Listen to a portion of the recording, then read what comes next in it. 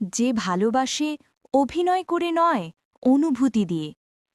এটা কোনো ফ্যান্টাসির গল্প না, এটা এমন এক ছেলের গল্প যে কাউকে ভালোবেসে নিজের সব কিছু হারিয়ে ফেলে, তবু প্রেম ছাড়ে না। ওর নাম ছিল আরিব। মানুষ বলে ভালো ছেলে বেশি দিন টেকে না। আরিব ছিল একেবারে সোজাসাপটা, নরম মন, গভীর অনুভূতি আর অতিরিক্ত যত্নশীল। যেরকম ছেলে আজকাল গল্পে পাওয়া যায়, বাস্তবে খুব কম।